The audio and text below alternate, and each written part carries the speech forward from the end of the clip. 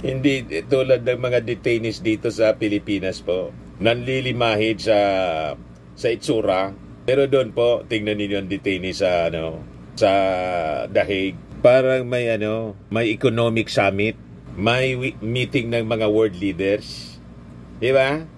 Nagka-Amerikana, posturado po. Mabuti po ang trato sa kanya. Wala kang marinig na pagbabanta sa ICC. Wala kang marinig sa mga judges na kill o sipain. Sipain ko niya. Wala kang marinig. May manners. May manners in right conduct. Sumusunod sa tinatawag na Code of Ethics. Pati sa pananalita, piling-pili ang paggamit ng mga pananalita. Wala kang marinig na PUTA.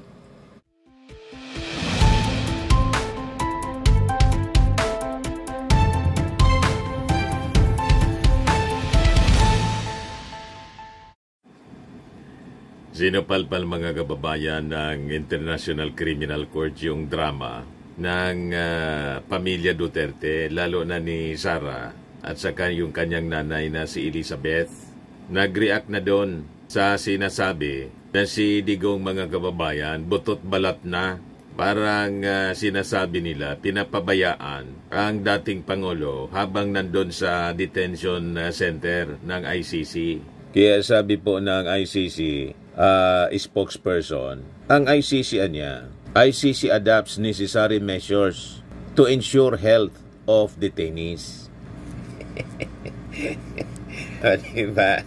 But before natin mga kababayan pag-usapan, pati yung impeachment ni Sara na may utos na yung Korte Suprema. Yan po. Supreme Court orders House, Senate to submit information on Duterte impeachment. Buti naman nakialam na yung Supreme Court, mga kababayan. Sa ICC, nag-react na yung ICC sa drama ng mag-ina. Ngayon naman, sa drama ng impeachment, nag-react na rin yung Supreme Court. So, before natin pag-usapan, talakayin mga kababayan, click subscribe muna dito sa ating YouTube channel and hit the notification bell para lagi po kayong updated sa mga kaganapan dito sa ating bansa. Ako pala po si Dante Maravillas, Bicolano vlogger, broadcast journalist from Alpay. So itong reaction mga kababayan ng ICC ay para basagin yung mga propaganda ng pamilya Duterte, sabay file ng mga resolution sa Senado as if pakikinggan sila. Gustong influensyahan yung desisyon ng ICC mga kababayan at gusto pang gamitin ang latest si Alan Peter Cayetano, yung ating gobyerno. Gusto ninyong tulungan ng gobyerno si Digong pagkatapos walang tigil yung mga Duterte sa paninira sa gobyerno. Asa pa kayong tutulungan kayo ng gobyerno? Kidnapper yung gobyerno, tutulungan kayo. Yan ang linya, mga kababayan ng propaganda, narrative ng mga Duterte, kidnapping. Asa pa kayo na tutulungan kayo ng gobyerno? Kaya sabi ni Yossi Claire kanina, noted na niya. May reaction na niya dyan, may posisyon na yung DOJ Secretary tungkol sa issue ng interim release. Nang i-check natin yung posisyon ng denied. Ang posisyon mga kababayan ni Secretary Boying Rimulya, mas magandaan nang nandyan siya. Maasikaso siyang mabuti. He is at the best care ng ICC. Ligtas siya doon. Di ba? Ito ang patunay mga kababayan, no? ICC adopts necessary measures to ensure health of detainees. Pati pananamit ni ayos na ayos, di ba? Pananamit ni Digong, posturado. Hindi tulad ng mga detainees dito sa Pilipinas po. Nanlilimahid sa itsura.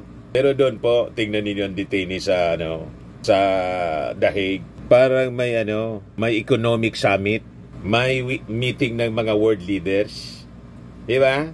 Nagka-Amerikana, posturado po. Mabuti po ang trato sa kanya. Wala kang marinig na pagbabanta sa ICC. Wala kang marinig sa mga judges na kill o sipain. Sipain ko niya yan. Wala kang marinig. May manners. May manners in right conduct. Sumusunod sa tinatawag na Code of Ethics. Pati sa pananalita, piling-pili ang paggamit ng mga pananalita. Wala kang marinig na PUTA. Yung English ng PUTA. Diba? Wala kang marinig na cursing mula sa bibig ng mga ICC judges or sa spokesperson po. Yan ang mga civilized na mga tao. Diba?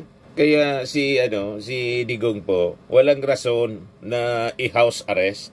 Parang hotel nga yung paano kailangan pag i-house arrest? Parang hotel yung kanyang kinalalagyan na detainee. Detention cell. Kumpletong facilities, amenities po. Gumagawa lang sila ng mga strategy para makatakas si Digong. Siyempre, may mga sympathizers pa yan sa embassy. Kung halimbawa, i-detain sa embassy po. Baka after several days, nawala na lang si Digong. Nandun na sa ilalim ng palda ni Xi Jinping. Paano mo pa yan makuha dyan? Para iarap sa trial. Yan.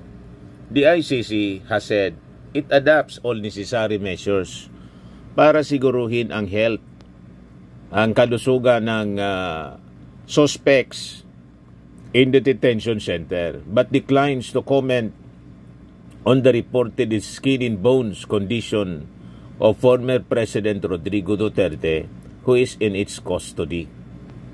Sabi po ni ICC spokesperson Fadi El Abdallah,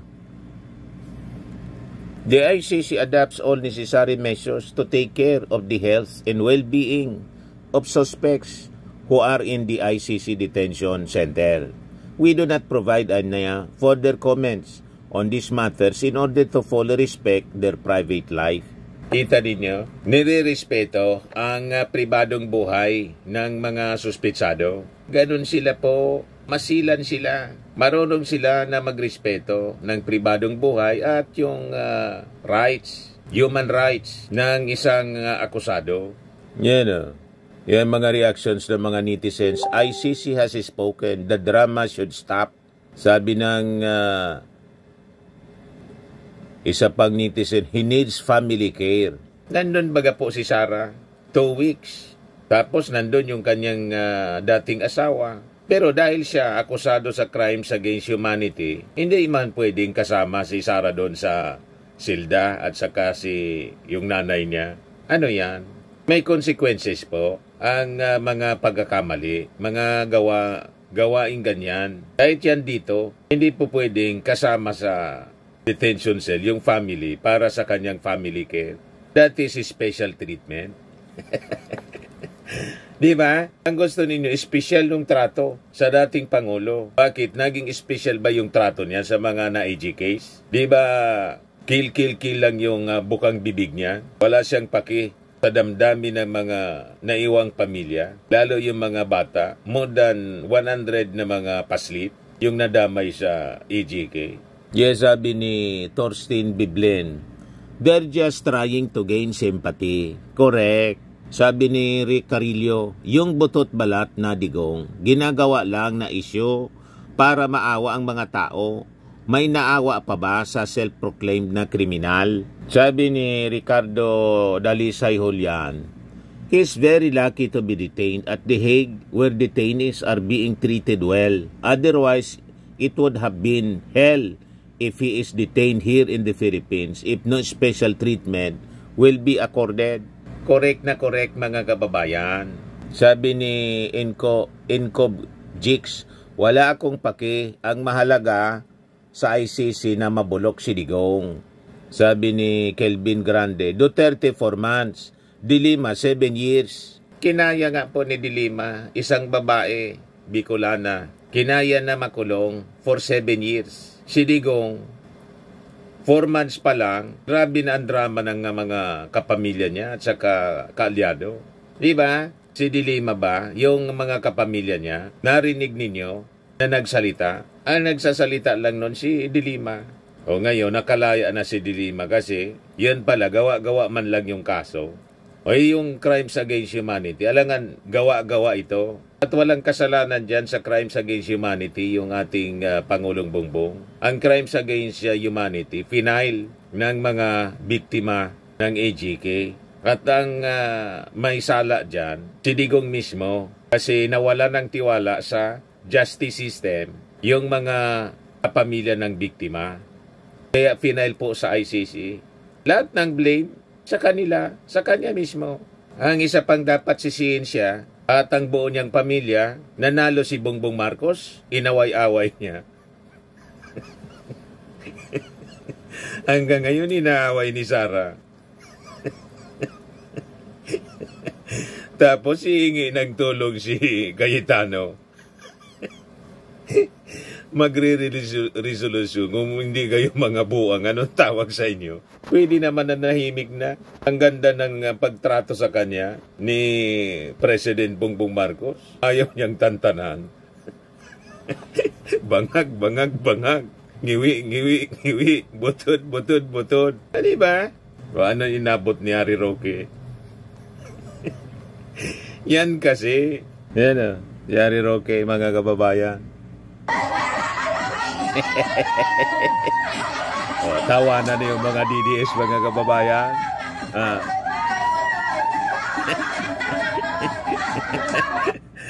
Di ba? Ano ang inabot ni Harry Roque? Di ba palaboy na? Yan ang abutin ninyo sa inyong pagmamalabis. Mga buang kasi kayo. Pwede naman manahimik. Pinili ninyo ang magulong buhay. Di pagdusahan ninyo. Di ba? O ngayon, balik tayo sa Pilipinas kasi nagpalabas na ng utos yung Supreme Court, both sa Congress and sa House of Representatives in the Senate. Yan o. Supreme Court orders Senate to submit information on Duterte impeachment. Pinapasubmit ng documents and information on the impeachment proceedings against Vice President Sara Duterte, including whether House members had time to peruse the charges and the evidence before signing the articles of impeachment transmitted to the Senate. The Supreme Court issued the order in relation to separate petitions by Vice President Sara Duterte and Kingdom of Jesus Christ lawyer Israelito Torion questioning the legality of the impeachment proceedings. So ano yung mga hinihingi ng Supreme Court? The High Court sought information on who prepared the draft articles, whether the draft and evidence were circulated to all House members, when the articles were included in the order of business for plenary consideration, whether Duterte was given the opportunity to be heard on the evidence shared with the House members, when the first 3 impeachment complaints were filed and their status, how many days had lapsed from their endorsement for transmittal to the office of the House Speaker and eventual inclusion in the order of business, whether the House Secretary General has discretion on when to transmit complaints to the office of the Speaker and whether he can refuse to do so. Ngayon, sabi ng Congress, they will comply. The House of Representatives confirmed receiving the Supreme Court's notice kahapon po. We will comply with the order of the Supreme Court, sabi po ni House Impeachment Prosecutor and Manila District 3rd District Representative Joel Chua. House Secretary General Reginald Velasco asserted the impeachment proceedings niya complied with the rules, adding the Constitution does not specify how soon complaints should be transmitted to the office of the Speaker. Immediate, pero wala namang time yon. Parang yon sa forthwith, yan, di ba? Trial shall proceed forthwith. Wala rin timeline. So it's up to the interpretation of the official concern, sabi po ni Velasco. Sabi naman ni Manila 6th District Representative Bienvenido Abante Jr., among the signatories of the impeachment complaint, said House members were aware of the issues raised in the articles of impeachment before they signed. He stressed committee hearings at the House tackled these issues extensively. The Senate Impeachment Court, meanwhile, likened the Supreme Court's order to its own move in June to remand the articles of impeachment to the House amid questions on constitutionality. Yan yung sabi po ni Impeachment Court spokesperson Attorney Reggie Tongol. He said the Senate as a party to the cases prepare its response. He also noted that much of the requested information relates to the House procedures. The Senate remains dedicated to respecting the judicial process and the sub judice rule on the matter. That is why it will prudently refrain from giving any further comments in public, assured all parties. Siyempre kasi tumakbo sa Supreme Court si Sara Duterte. Taliwa sa kanyang sinabing, I want a bloodbath.